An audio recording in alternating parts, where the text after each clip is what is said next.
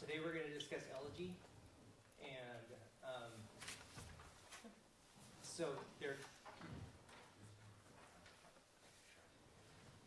I'm going to read some stuff that's personal to you, that's about my own life that I wrote. That's out of my dissertation. I'm going to share some stuff with you guys today, and then we're going to talk about what this means, what this piece is about, and there will be another reflective piece I want you to do. I haven't figured out what it is yet. I haven't decided how I'm going to get you to experiment or get to where I am in my head. So, as I was in my office today,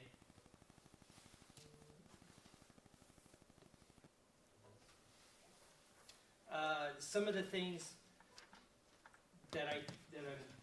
what I think about when I hear this piece, or I think about the school shootings and the violence and just life in general. Our current society has an unhealthy drive to feel safe, be liked, and conform, holding power on privilege and entitlement. It drives to flock to others who are similar to our views, thoughts, and likenesses. Current events and atmospheres are incubating the division of haves and have-nots within all aspects of culture and society. Wealth disparity, class power structures, institutionalized biases, and those who are different than us, and various mental health issues all serve as motivations and stems of the larger societal struggles of tribalism and lack of empathy. We no longer view others as those who are here to contribute. We are immersed in a cocoon of our own lives, struggles, and views. 16 years old, I'm sitting in my best friend's shed, who I thought I had already pushed away too by stealing from him and lying from him. Laying in this shed with the roof wide open, rain pouring down on me into a dungy grace chair that was covered in cobwebs and dirt, hadn't been touched in months. I'm sitting there with my arm covered in blood, knowing that if I didn't do something, I was going to kill myself soon. So I did the only thing I could think to do. Grabbed a phone book and I called social services. So when I went to social services, sadly, they didn't just bring me in there. They also took my mom in there, too, who happened to be one of the largest sources of my pain growing up. And since she had spent her entire life running from place to place and dealing with social workers and police officers, she knew exactly what to say to get me to get them to believe that I was just making it all up. It was all just an act. I was just doing it for attention. Then they sent me home with her. And as they sent me home with her, she turned to me and she said, "Next time you should do a better job and I'll buy you the razor blades." My heart just got ripped out of me at that point completely. That darkness that I've been staring at for so long, I just ran headlong into it. I had nothing left to live for. I literally had nothing to lose. And when you have nothing to lose, you can do anything. And that is a terrifying thought. I decided that my act of doing something was I was going to express my extreme anger and rage by getting a gun. I was going to attack either my school or a mall food court. It really didn't matter to me which one. It wasn't about the people. It was about the largest amount of damage in the shortest amount of time with the least amount of security. Both those places were right targets. So, I wish I had a better story about actually getting a gun, but that was actually really rather businesslike.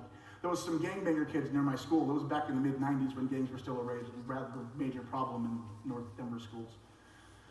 And this kid had seen me, he knew me from my family, and he'd sold drugs to them before, and he knew that I wasn't really in school, I was just always at school, so he knew I wasn't a narc or anything like that, but didn't know him anything more than a first name, but that didn't really take anything more than that. I knew that they had access to guns, they talked about it all the time. So I went up to him and said, "Hey, can you get me a gun?" "Sure, get me an ounce." "All right, give me 3 days." That was it. I was waiting to get myself a gun so I could kill a lot of people. But thankfully I wasn't alone in that darkness. That best friend who had saved me, I was sleeping in his shed, he saw this place that I was in. Even though I had stolen from him and lied to him and taken his belongings and ruined it all, he didn't care. He still brought me in and showed me acts of kindness. Just simple acts. It wasn't the kind of overbearing kindness where they come to you and they say, "Is there anything I can do to you? Is there a program I can get you in? Is there something I can do to make you better? How can I help you?" It was literally just sitting down next to me. "Hey, would you like a meal? Let's watch a movie." Treat me like it was a Tuesday. Treat me like I was a person. And when someone treats you like you're a person, when you don't even feel like you're human, it'll change your entire world. And it did to me. He stopped me with his acts of kindness from committing that atrocity that day. If you see someone who's in that spot that needs that love, give it to them. Love the ones you feel deserve it the least because they need it the most. It'll help you just like as much as it helps them. We're in a really big, dangerous spot right now with this trend of arming the teachers and looking out for the kids who might be the threat in schools and maybe turning them into the FBI. What's that going to do to a kid who's in the position that I was in 25 years ago, who's alone and depressed and abused and is just sitting there hurting and someone thinks that they're a threat? So he gets turned into the FBI, and 1 month of pain turns into a lifetime of legal trouble because one person thought he was going to be a problem. Instead of looking at that kid like he's a threat, look at him like he might be a friend. Look at him like you might be able to bring him into your fold. Show him that it's just a Tuesday. Show him that he's worth it. Show him that he can exist in this pain, even though it's intense, that at the end of it there is a light at the end of the tunnel. I found my light. Now I'm a happy family man. I have a father of 4. My wife and my daughter are in the audience today.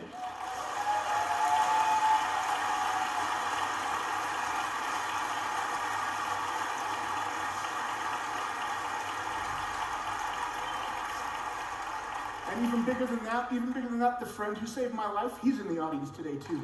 Because friendship doesn't ever really die.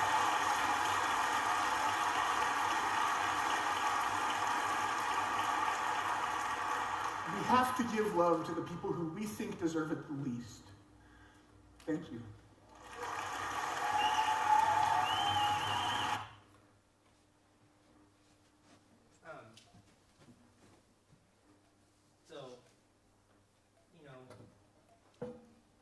We often think that we're alone in those kind of situations and everything else. And for many of us, for me especially, being in places like that as a kid and what that power of music can do is important. And that's where I'm trying to make that connection. I've had you guys think about moments where you may have helped somebody, wish you would have helped somebody, wish somebody would have helped you, somebody would have said something, or anything else, or what power music has in your life to overcome moments that are dark. That's what my dissertation's about. It's how music saves what we do. Okay?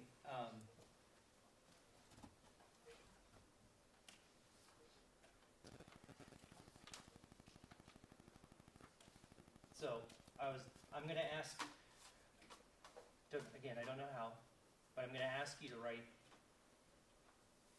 personal thoughts on this of some sort.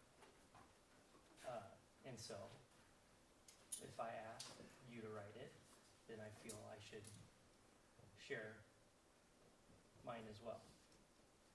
Okay? So my dissertation was written as a play. So it's written in the form of a very long monologue. It's a one-person show. Actually would play multiple characters of myself at different age levels. There was me as a kid, there's me as a teacher, there's me as a researcher. So there's 3 versions of me reflecting back on my life. And that's what the dissertation's about.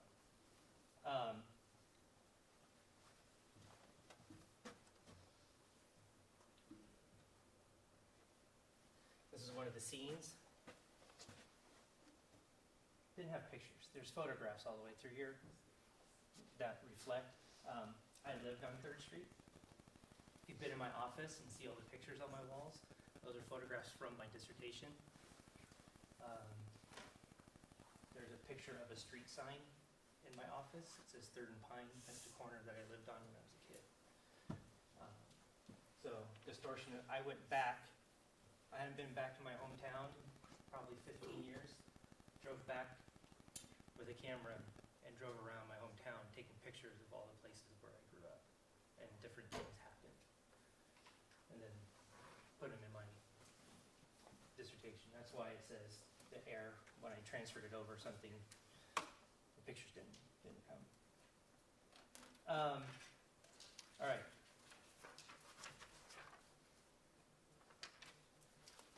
So this is This is from my point of view as a child, discussing about a summer. This was the summer of my 8th grade, between 8th and 9th grade. And I had just stopped hanging out with a group of friends that were my really close friends up to this point. We were really bad, vandalizing, breaking into houses, drinking, drugs, a bunch of different things. I finally was like, I need to stop this. So, Nick at Night was brand new, and I spent all summer, that's how old this was. This is like 89? Yeah, this would have been the summer of 89 is when this is. Nick at Night was brand new, and I spent all summer watching Leave It to Beaver and the Patty Duke Show, along with any other oversimplified slice of easy life show that was on. It was escape from reality. Staying up until 3 a.m. because I couldn't go to sleep. No one knew what I was going through. It was another wall I built to protect myself. To hide the pain and the fear. My parents didn't say much, never really asked any questions. They just let me stay at home. Not sure what they could have really done. I didn't tell them I was being chased, cussed at, beat up when I did go outside. It was like they were stalking me like a lion hunts its prey. I would walk outside and they would all be right there waiting. I couldn't go anywhere without them finding me, so I stayed home all summer.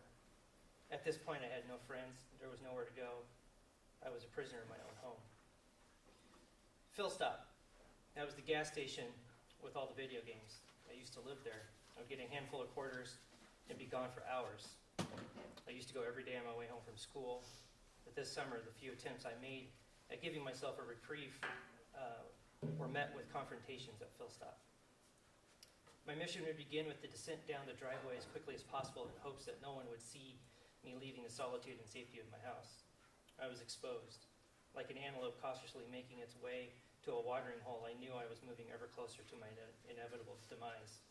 At every street corner, alleyway, entrance, and rows of bushes, I cringed at the possibility of them being there. I was just waiting. When I finally made it to the gas station, I would carefully case the joint, slowly peeking into the windows to see who may be in there, checking behind the garbage dumpster to see if anyone else was hiding their bikes, waiting behind parked cars to see if anyone would go in to come out. Once I thought the situation was safe, I went in. It was never safe. It was like they were watching me and waiting for me. A few minutes after I entered and started a game, they would walk in.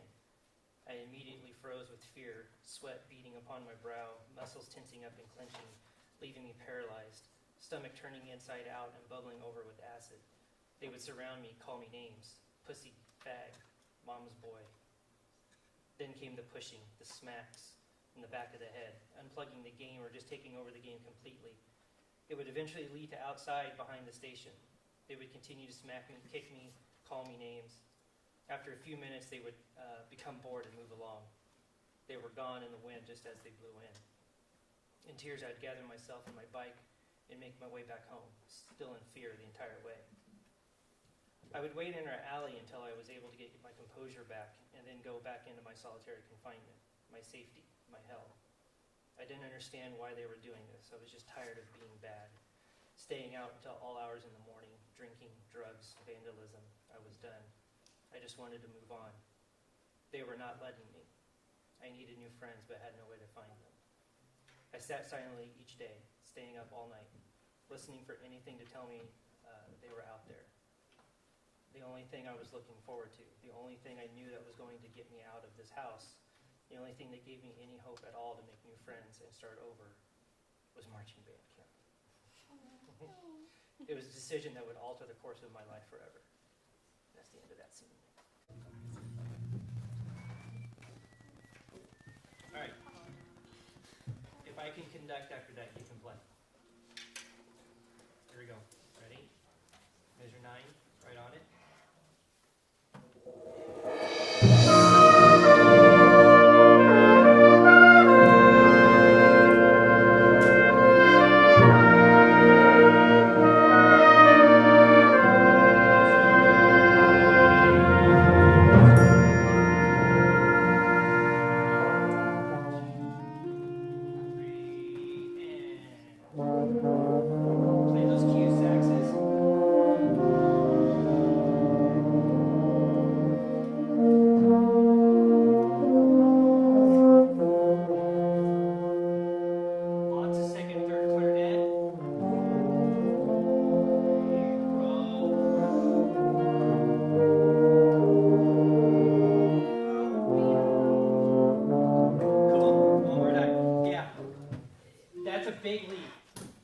let that sing out horns. If you don't make the top, that's cool. For right now, make sure we get the triplets. Dee-da-da, because that's a big moment in the melody there. Measure 19, please. 19? You have individual measures? Oh, find measure 19. It's 5 after 15.